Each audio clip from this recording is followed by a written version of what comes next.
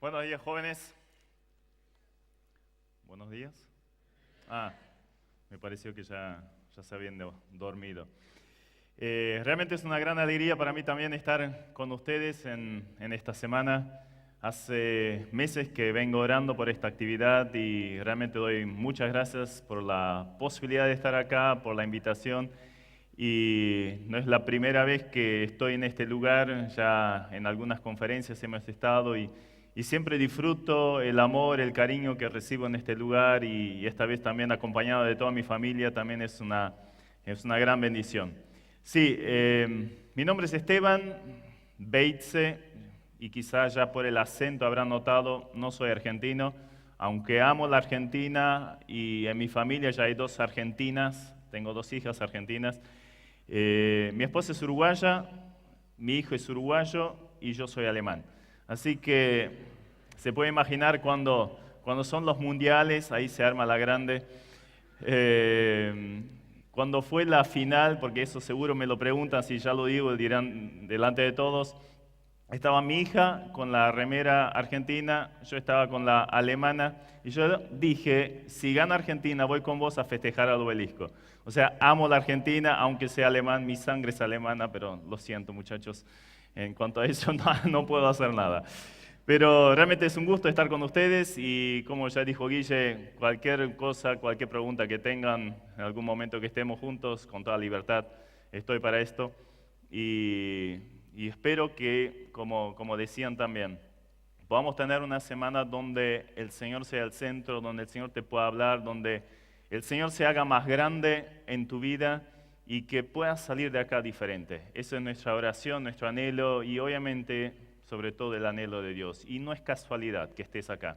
Dios quiere orar, Dios quiere trabajar en tu vida. Pero no vine solo, aparte de la familia que ya dije, también otro más, hay un grandote muy alto, el más alto que vean por ahí, es un suizo que está 2 meses acá en Argentina, ya ama América Latina, vino a colaborar con Llamada a Medianoche por un tiempo, así que también está conmigo. Pero traje otro amigo, un segundo. Aunque me quedó solo la cabeza de este muchacho, tengo un problema de decapitar personas.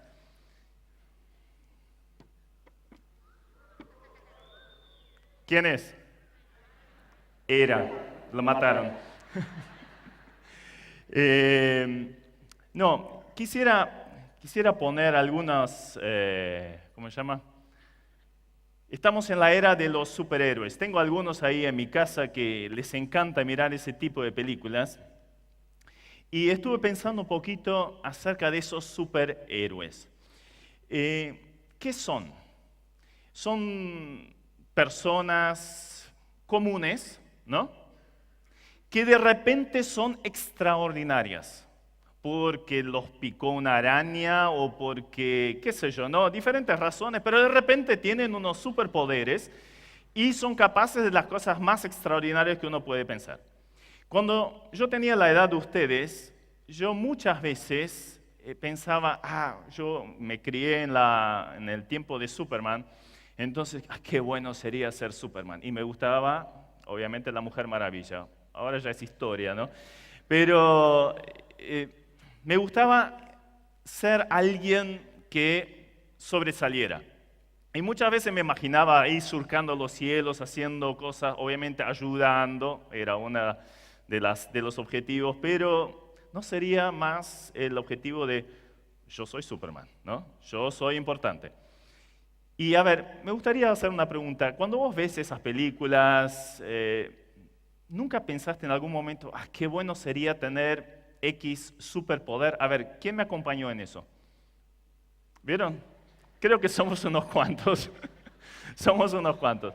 Yo también tenía esa idea. Yo me crié también con Tarzán y Chita, bueno, no en la jungla específicamente, pero nos robamos una soga gruesa que tenía un vecino y teníamos unos cedros altísimos ahí donde yo me crié. La atamos y empezamos a jugar a Tarzán y se pueden imaginar los porrazos que nos dábamos también. Pero era tomar de lo que veíamos continuamente y procurar aplicar. Queríamos ser personas extraordinarias. por encima de lo normal. Y ¿saben qué tienen en común todos esos superhéroes? Son personas comunes, pero de repente se vuelven extraordinarias. Pero, ¿saben? Tienen un problema. No existen. Qué triste, ¿verdad? No existen. Es imaginación de ciertas personas y como todos nosotros nos gustaría hacer algo extraordinario, muchas veces por el orgullo que tenemos muy elevado, pero seguimos siendo comunes y silvestres, comunes y corrientes, nada más. Ahora, en la Biblia tenemos el ejemplo, como ya lo estuvimos presentando, a Elías, un hombre común. Era un campesino de las colinas de Galaad, allí al oriente del río Jordán. Y de repente entró en la escena, una escena trágica, que ahora vamos a ver, de Israel. Y se volvió, a pesar de ser una persona absolutamente común, en una persona extraordinaria. Entonces eso es lo que vamos a ver a lo largo de estos días. Elías, un hombre común, una vida extraordinaria. Y estos son los temas que vamos a ir viendo. Elías en la presencia de Dios, Elías y la prueba de Dios, Elías y la guía de Dios, Elías y un llamado a la consagración a Dios, y Elías arrebatado por Dios como subiendo ahí en la carroza de fuego. Entonces hoy es Elías en la presencia de Dios.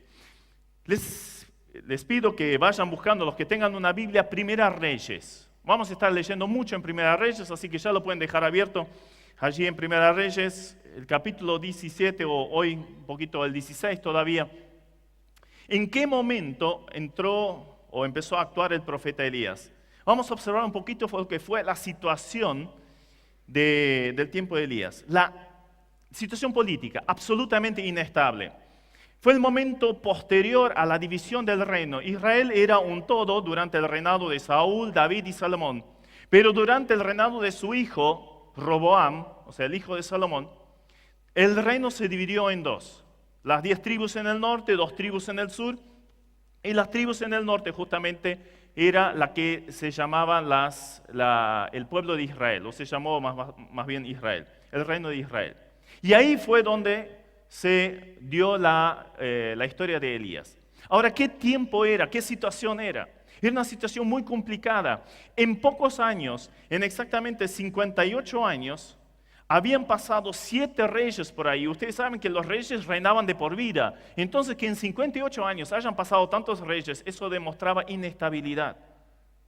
Ellos se caracterizaron por ser constantemente vulnerables. Uno seguía al otro. Pero lo más triste no solo era la inestabilidad política, sino la idolatría desenfrenada. Desde el comienzo, con el primer rey Jeroboam, él levantó 2 becerros de oro, uno viene en el norte, otro viene en el sur, para evitar que el pueblo de Israel fuera a Jerusalén, donde estaba el templo, donde se adoraba a Dios, para evitar justamente eso, ese peregrinaje para buscar a Dios. Entonces alejó el pueblo de Israel en pos de los ídolos. Pero luego sigue uno tras otro en una apostasía. Apostasía significa apartarse de Dios. Uno tras otro, y simplemente se los nombro. Nadab hizo lo malo ante los ojos de Jehová. Baasa hizo lo malo.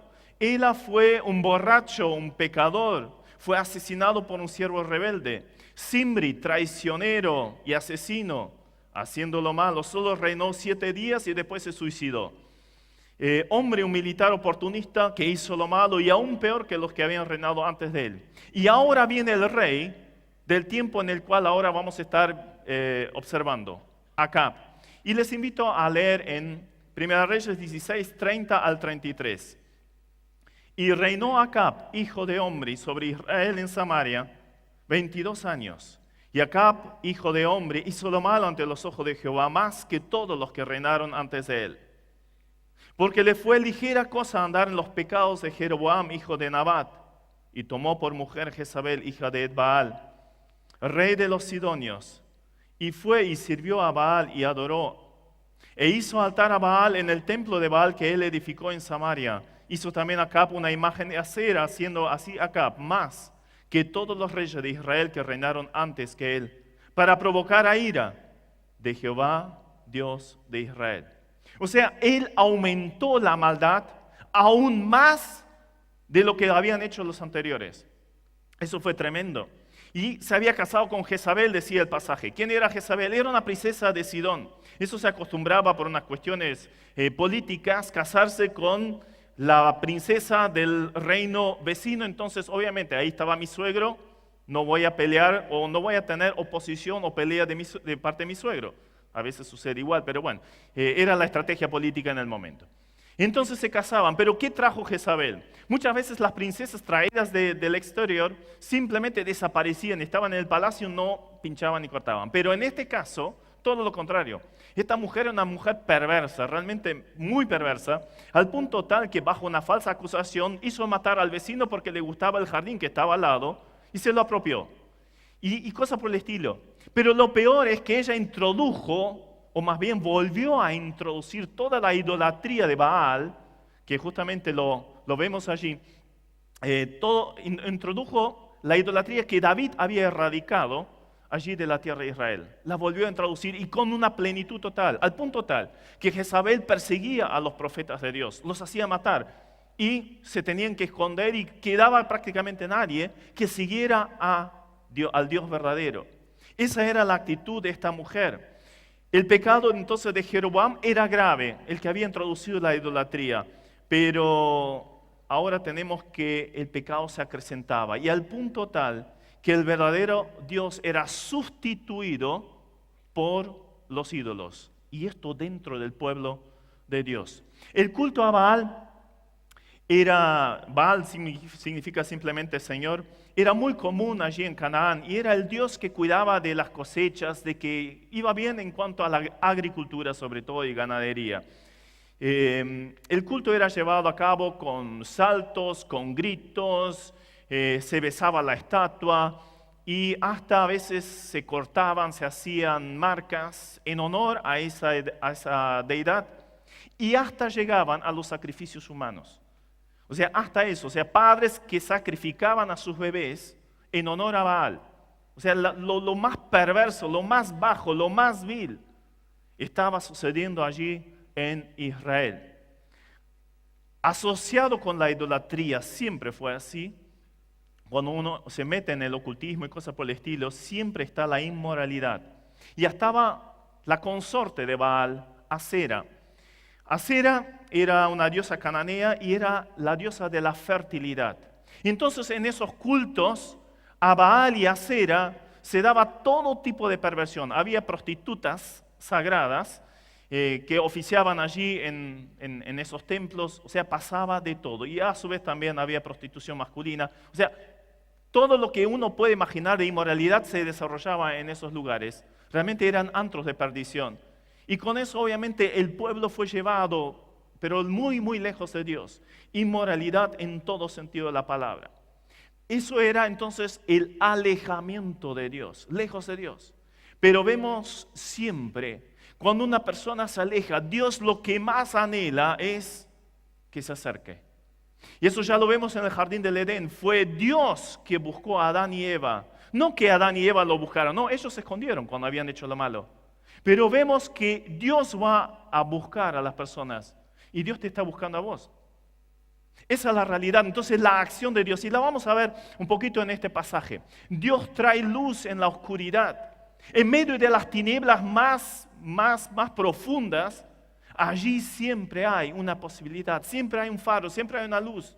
Dios mismo la provee. Por ejemplo, allí en Isaías 9:2, Dios anticipa la venida de Jesús. El pueblo que andaba en tinieblas vio gran luz. Los que moraban en tierra de sombra de muerte, luz resplandeció sobre ellos. Es que cuando abundó el pecado, sobreabunda la gracia. O sea, el regalo de Dios, el ofrecimiento de Dios en la persona de Jesucristo, siempre está disponible y con más razón. Ayer lo escuchábamos en este testimonio maravilloso. En la peor oscuridad, allí apareció la luz y cambió una vida. Y evidentemente cambió la vida de varios de ustedes. Y quiere seguir cambiando. Quiere desarrollar esa luz y los que todavía no lo tienen, que lo puedan tener. Dios levanta luminarias en la apostasía. Allí habían quedado unos pocos nomás en Israel. Dios dijo, 7,000 personas. En todo ese pueblo grande, 7,000 que no habían doblado las rodillas, pero había un remanente fiel en medio de esta oscuridad. También Dios busca fieles en las tinieblas. Y por eso un llamado para ustedes.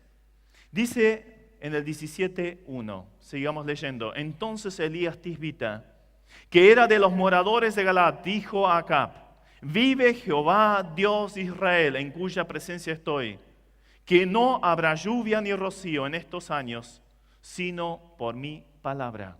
Y esta es la frase, acá en el centro está una frase que quisiera poner como frase central de esta mañana.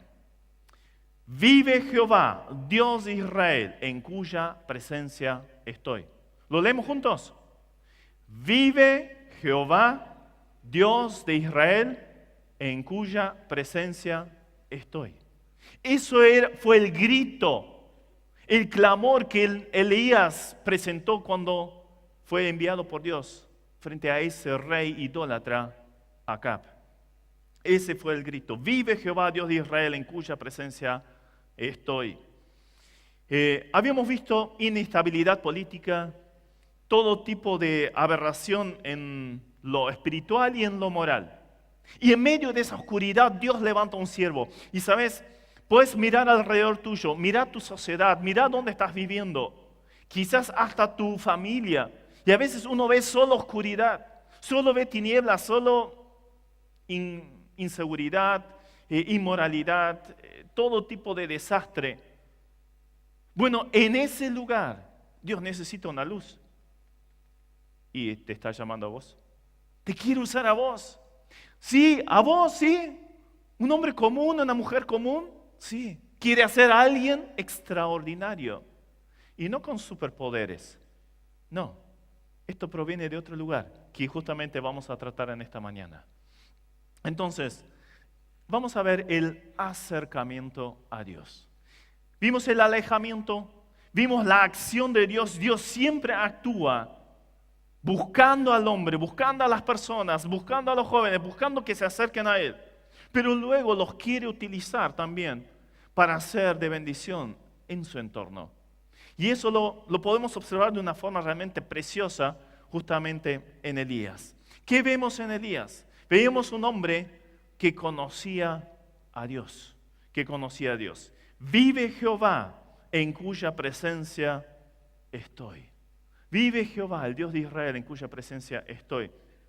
Llama la atención que dentro de estas primeras palabras de Elías que encontramos en la Biblia, dice, en cuya presencia estoy. Él vivía en la presencia de Dios. ¿Qué significa vivir en la presencia de Dios? Evidentemente había tenido un momento de encuentro con Dios. Si vos caminás con alguien, te pusiste quizás de acuerdo con alguno de tus amigos y vamos al campamento, vamos a este lugar. Entonces evidentemente en algún lugar se encontraron y de ahí en más caminaron juntos. Y justamente es esto lo que pasó también en la vida de Elías. Hubo un momento en que se encontró con Dios. Algo impactó su vida y creyó en ese Dios y quedó en la presencia de Dios.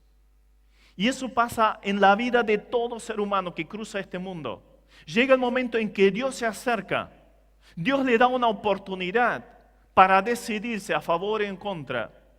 Jesucristo mismo cuando estuvo acá en la tierra dijo claramente, hay dos caminos y cualquier persona en este mundo se encuentra en uno de esos. El camino ancho, decía por un lado, es fácil ir por él, todo el mundo va por él. Hacer lo que quieras, disfrutar la vida, seguir tus deseos, hacer o deshacer lo que quieras. Pero tened en cuenta que su fin es la condenación eterna.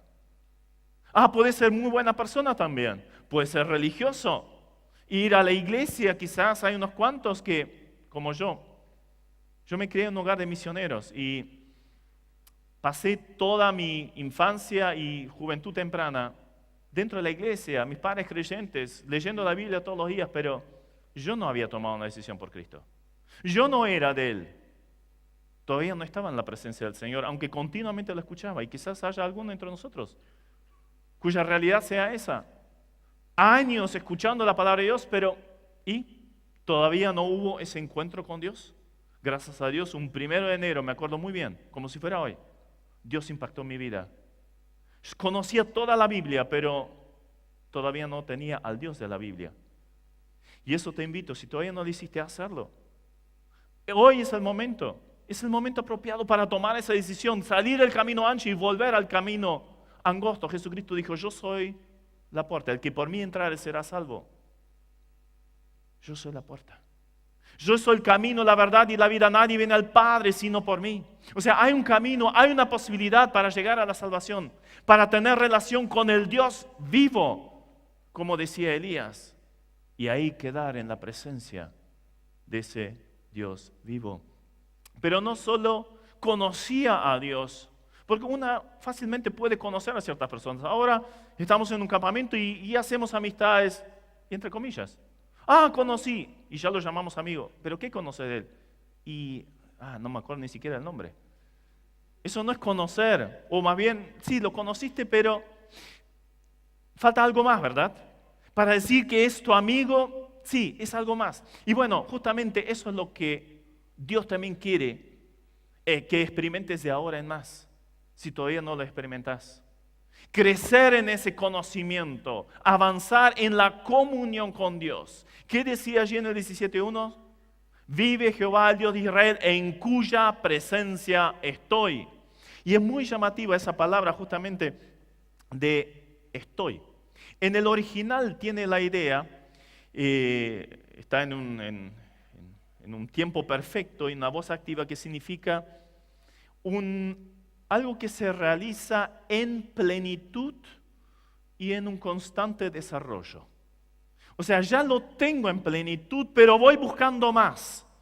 Eso es la palabra, esto significa la palabra en cuya presencia estoy. Eso significa esa palabra. Sigue estando, o sea, tiene ya la plenitud de la presencia de Dios, pero va creciendo en ella. Ahí está la clave, queridos, de volverse una persona extraordinaria. Elías seguía siendo el mismo común de siempre. Este campesino de las colinas de Galaad. Pero Dios lo utilizó de una forma increíble, extraordinaria. ¿Por qué? No era porque Elías era un superhombre. No tenía superpoderes.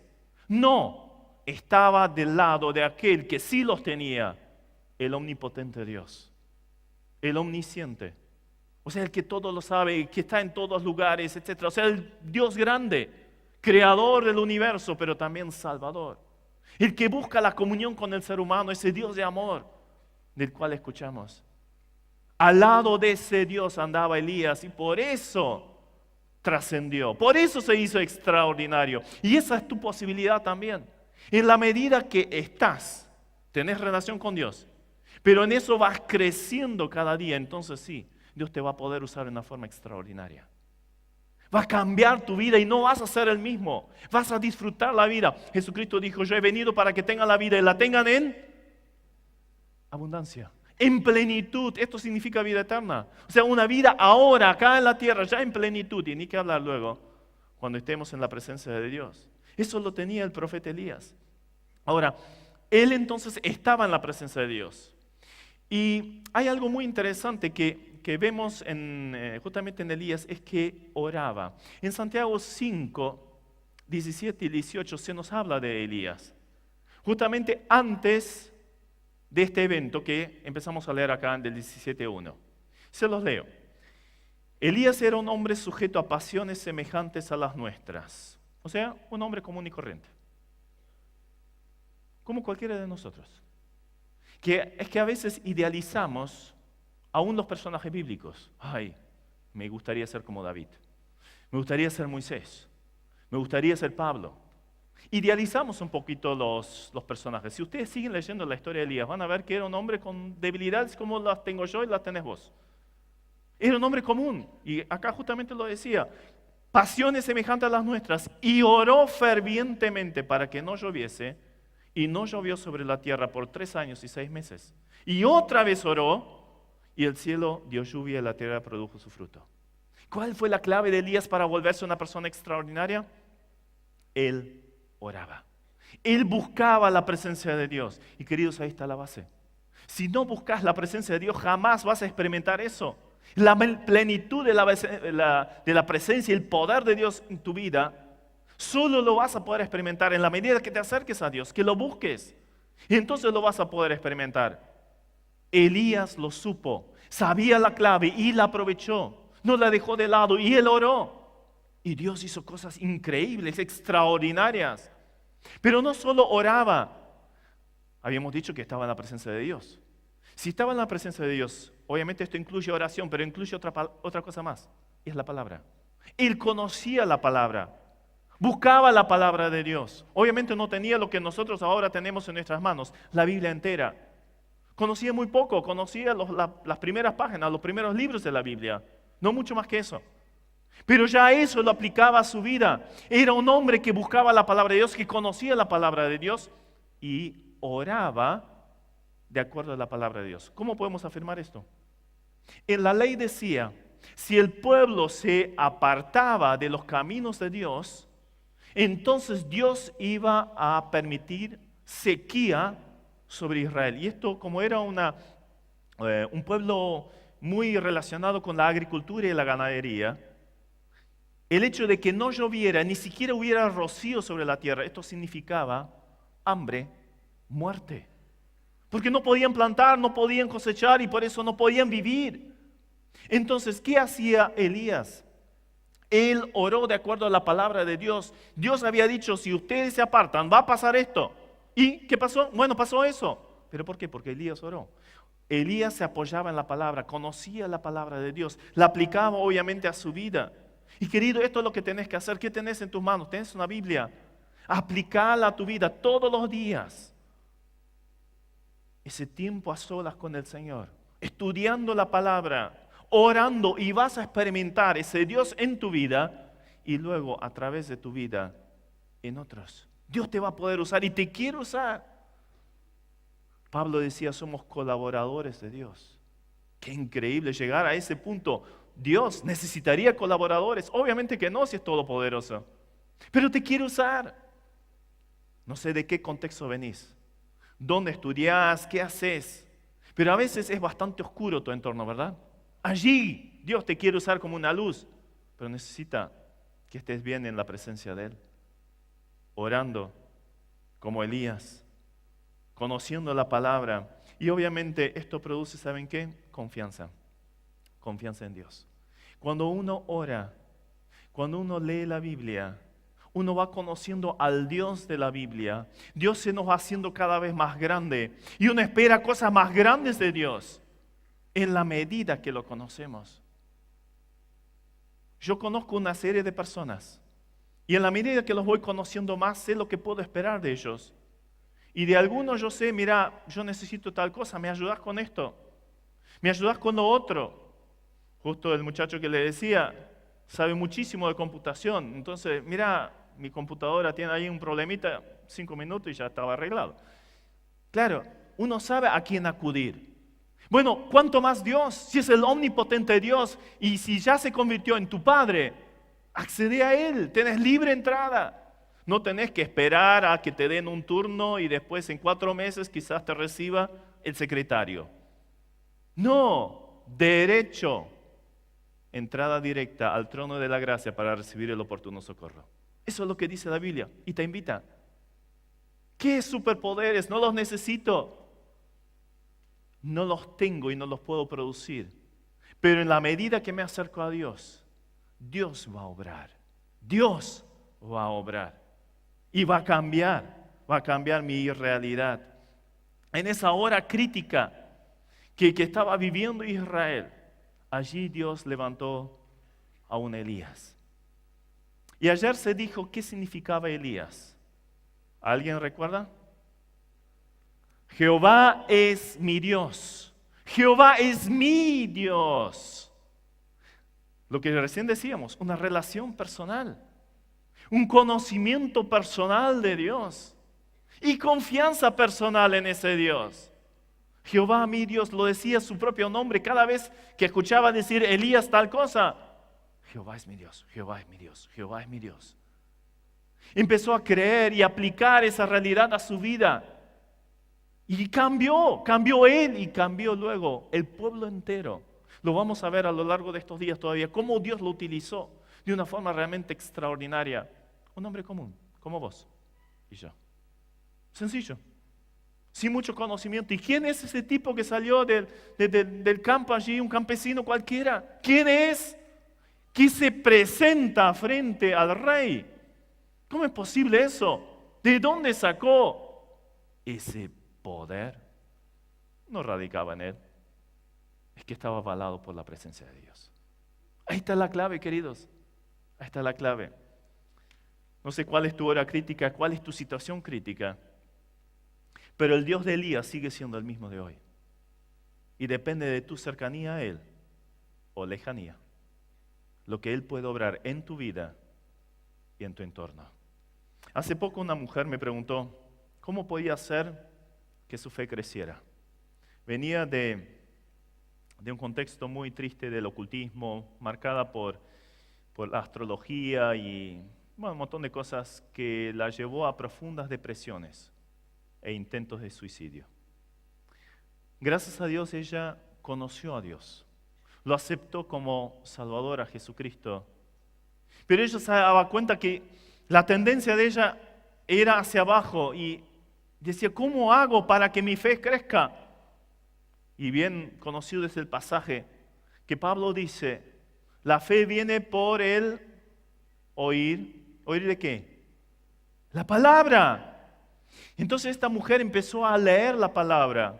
Empezó a leer 4 o 5 horas por día la palabra. Yo pensé que se había rayado. Pero de repente su rostro cambió. Antes adusto y siempre con muchas arrugas y preocupada y con la mirada como teniendo miedo de lo que le rodeaba, a una mujer alegre, una mujer servicial, una mujer dadivosa, una mujer que empezó a servir al Señor de una forma increíble. Su familia cambió, sus hijos conocieron a Cristo. O sea, fue algo realmente impensable. El poder de Dios no radicaba en ella, obviamente no estaba en ella. Ella se quería matar. Pero el poder de Dios cambió su vida. En la medida que ella se acercaba a Dios, empezó a conocer un Dios grande. Entonces empezó a confiar en Él. Y ahí cambió. Y eso es lo que Dios quiere proveer también a tu vida. A tu vida. Pero necesitas acercarte a la palabra y a Dios por medio de la oración. En tercer lugar, capacitado por Dios. Sí, Elías tenía una tarea que no era fácil. Yo no me animaría a hacer lo que hizo Elías. Requería muchísima valentía, mucho más de lo común. Se iba a presentar frente al rey, pero no era cualquier rey, recién lo habíamos visto. Un rey dedicado a la idolatría, que se había casado con una mujer absolutamente perversa, que no le hacía asco a nada, no le importaba lo que pasara, podía matar al primero que se le cruzara, y lo hacía de hecho. Y más si eran siervos de Dios. Los mataba, los hacía matar. Al vecino lo asesinó por un pedacito de tierra y cosas por el estilo. Ahora, Elías se tiene que presentar frente a ese rey con el poder de quitarle la vida y encima presentarse como el originario de esa plaga, de esa sequía, de ese castigo de Dios. Más tarde, Acab, el rey, lo buscó por todas las naciones vecinas, porque eso lo veremos mañana. Dios le había dicho que se escondiera. Elías lo estaba buscando y claro, lo quería matar. Él es el culpable de todo nuestro mal. Obviamente, nunca reconociendo su propia culpa. Pero a ese rey ahora Elías se tiene que presentar. Iba a llevar un mensaje de juicio frente a un rey déspota. Evidentemente esto requería un valor especial. ¿Qué probabilidad tendría un hombre sencillo del campo? Inclusive su vocabulario sería seguramente bastante brusco. Y lo vemos, las palabras que dicen son bien tajantes. Hombre de campo no es un hombre de muchas palabras. En 5 líneas, todo lo que le tenía que decir se lo dijo a Acab y se fue.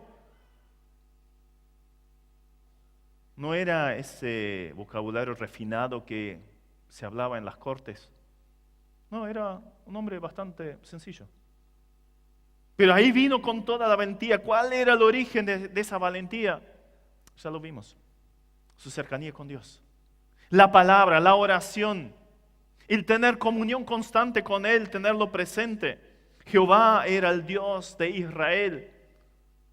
Sí, yo me imagino, como él conocía muy bien la Escritura, que Elías había escuchado, leído acerca de Moisés, cuando él se tuvo que presentar frente a otro rey, a Faraón.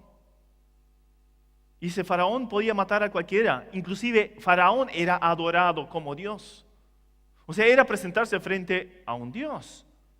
¿Con qué valor se presentó más? Cuando Dios lo llama a Moisés, Moisés dice, no, manda a cualquiera, menos a mí. Y empezó a poner una serie de cuestionamientos. Yo no sé, yo no puedo, quizás no, manda al que quieras, menos a mí.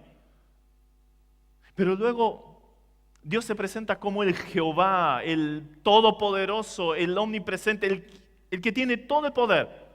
Y ahí fue Moisés en el poder de Dios, no en el propio. No era un superhombre, era un tipo acobardado, escondido en el desierto, pastoreando unas ovejas. Elías leyó la historia de Moisés, conocía a ese Dios de Moisés, tenía una relación personal con ese Dios y ahora lo aplicó para las circunstancias privadas propias de él. Él se tenía que presentar ahora también frente a un rey.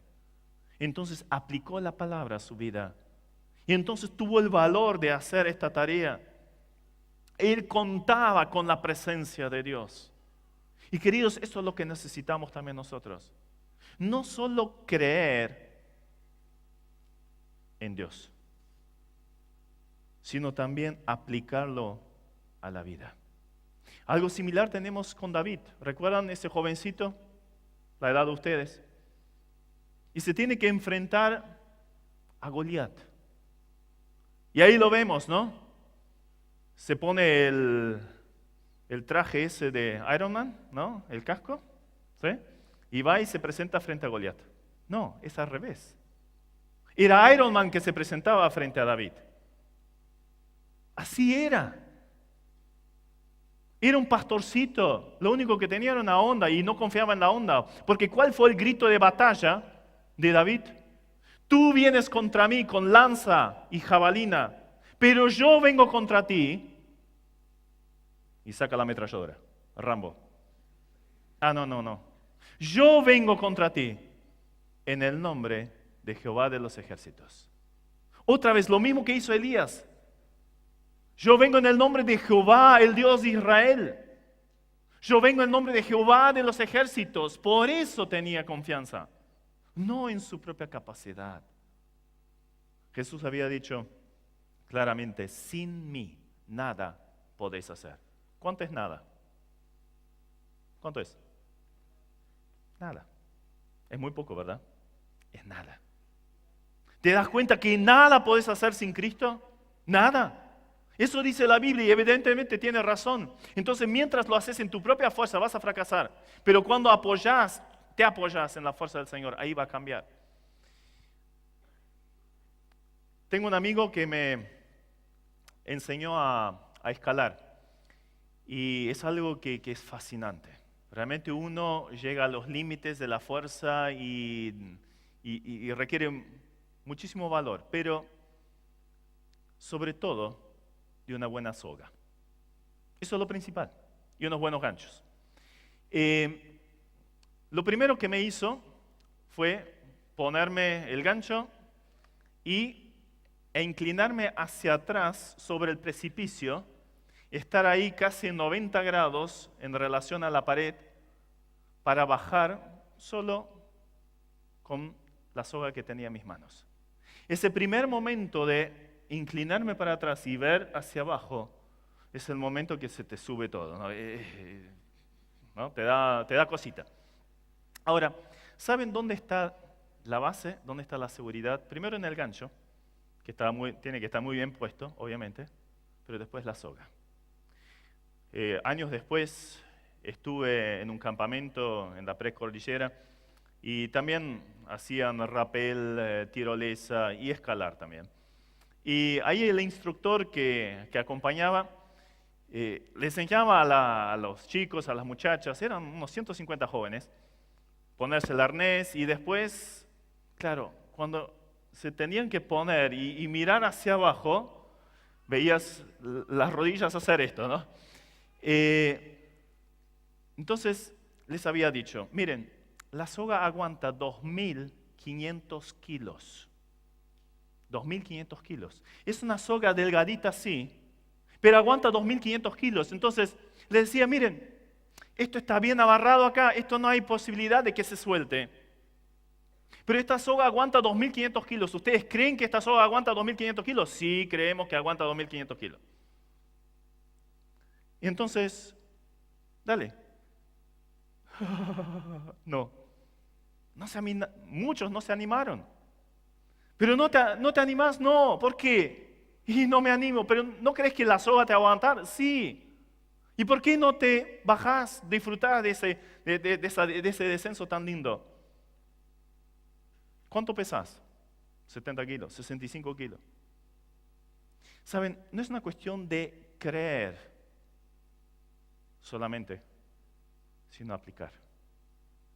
Yo puedo creer que existe Dios, pero otra cosa es aplicarlo a la vida. Yo creo que la soga me puede sostener. Si aguanta 2.500 kilos, puedes colgar un auto de eso. Pero la cuestión es, ¿lo aplico a mi vida? ¿Cuáles son las circunstancias por las cuales estás pasando?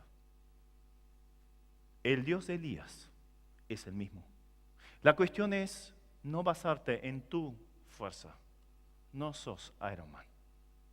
No sos Superman. No sos la Batichica. ¿Sí? A alguna le gustaría. Necesitas a Dios en tu vida. Eso es lo que va a cambiar. Ahí va a cambiar tu realidad. En un mundo en tinieblas que imperiosamente necesita de faros en la oscuridad, Dios te quiere usar a vos. Pero la pregunta es, ¿estás cerca de Dios? ¿Vivís en la presencia de Dios? Eso es lo que decide. El ahora y el después. Entonces vamos a cerrar con una oración. Y si todavía no aceptaste a Cristo, hoy es el día. Si tenés duda, habla con tu consejero. Pero no dejes de desaprovechar esta oportunidad. Busca la presencia de Dios. Pero luego viví en esa presencia de Dios. Buscala cada día. Y ahí vas a ser de esa persona común y como Elías. Vas a convertirte en una persona usada por Dios, lleno de la presencia de Dios. Y vas a lograr cosas grandes para Dios. No en tu fuerza, no en tu poder. Olvídalo. No sos Superman, no sos Iron Man. La presencia de Dios. Vamos a orar. Padre, gracias por el ejemplo de Elías. Gracias que a pesar de ser un hombre sencillo, lo usaste en una forma extraordinaria. Conoces la vida de cada uno de los que estamos aquí en este momento. No es casualidad que estemos acá. Tú nos has traído. Gracias por aquellos que ya hemos encontrado tu cercanía, que ya te tenemos como el Dios de nuestras vidas. Te pido por aquellos que todavía no lo tienen, que lo puedan conocer. Experimentar ese cambio extraordinario, la salvación, el perdón de pecados y que Dios mismo habite en nuestras vidas. Y los que ya somos tuyos, Señor, como Elías, queremos tener valor, queremos ser usados por ti, pero sabemos dónde radica y de dónde proviene ese poder. No en nosotros, no de nosotros. Este proviene de ti. ¿De dónde vendrá mi socorro? Mi socorro viene de Jehová, que hizo los cielos y la tierra. Quiero confiar en este Dios. Quiero esperar más de este Dios. Y por eso quiero y voy a buscar más a ese Dios. Jehová, ese Dios vivo en cuya presencia estoy. Estoy en plenitud y voy creciendo en ella cada día. Para tu gloria, en el nombre de Jesús. Amén.